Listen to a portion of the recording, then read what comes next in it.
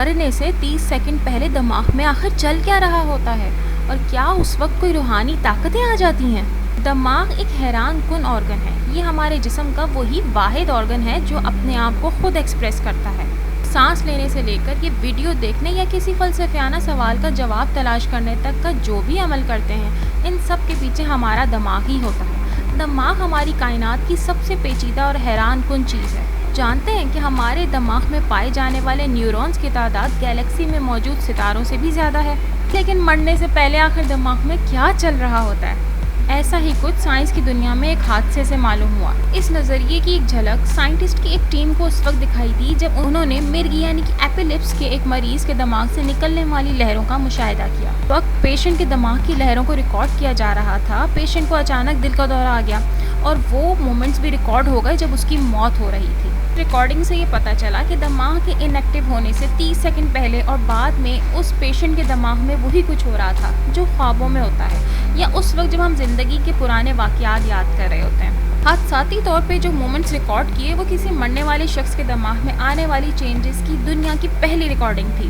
تو کیا ہمیں بھی یوں مرتے وقت اپنے پیاروں کے ساتھ گزرے وقت اور خوشگوار یادوں کی جھلک دیکھنے کا موقع ملے گا؟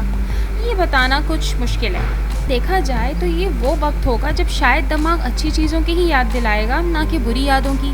جب دل کسی مرنے والے انسان کے دماغ کو جانے والے خون کو بند کر دیتا ہے تو اس سے پہلے کہ 30 سیکنڈ میں اس شخص کے دماغ کی لہروں میں اسی قسم کی چینجز نظر آتی ہیں جو بہت زیادہ دماغی کام کرتے ہوئے نظر آتی ہیں، جیسے کسی چیز پر پوری توجہ لگاتے ہوئے، خواب دیکھتے ہوئے یا بھولی بسری یادوں کو یاد کرتے ہوئے۔ اس پیشنٹ میں یہ عمل دل کے بند ہو جانے کے 30 سیکنڈ بعد تک جاری رہا۔ یہی وہ مومنٹ ہوتا ہے جب آپ کسی شخص کو مردہ قرار دے دیتے ہیں۔ پاسبل ہے یہ وہی مومنٹس ہوں جب ہمیں زندگی کا آخری مرتبہ احساس ہوتا ہو اور ہمارا دماغ ہماری زندگی کی یادوں کو موت سے پہلے آخری مرتبہ یاد کرتا ہو۔ لیکن آخر زندگی کس خاص لمحے پر ختم ہوتی ہے؟ جب دل دھڑکنا بند کر دیتا ہے یا دماغ کام کرنا بند کر دیتا ہے؟ لیکن ان سوالوں کا کوئی جواب ہمیں اس ریسرچ سے تو نہیں ملتا، کیونکہ یہ پیشنٹ مرگی کا مریض تھا اور اس کے دماغ سے خون نکل رہا تھا، اس میں سوجن بھی تھی اور اس لیے ہو سکتا ہے کہ یہ معاملہ کافی کریٹیکل ہو گیا ہو۔ ان میں تو یہ ریسرچ کبھی سامنے ہی نہ آتی، کیونکہ اس ریسرچ کے بعد ڈاکٹرز نے اور بہت سے پیشنٹ پہ اینالائسس تو کیا پر وہ کبھی کامیاب نہیں ہوئے۔ 2016 میں کچھ امریکی سائنٹسٹ نے بھی اسی قسم کی ریسرچ چوہوں پر کی تھی۔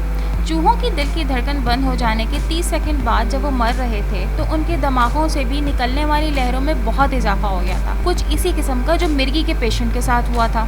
حالانکہ دماغ کے بارے میں ہمارے علم میں جس قدر اضافہ کچھ سالوں پہلے سے ہوا ہے، اتنا پوری انسانی تاریخ میں نہیں ہوا۔ مثلاً ہمیں یہ پتہ چل گیا کہ یہ تصور غلط ہے کہ ہمارے دماغ میں پائی جانے والی یادیں کسی ایک ڈبے میں پڑی ہوتی ہیں، بلکہ ہماری یاد ہی اصل وہ آخری چیز ہوتی ہے جو ہمیں یاد رہ جاتی ہے۔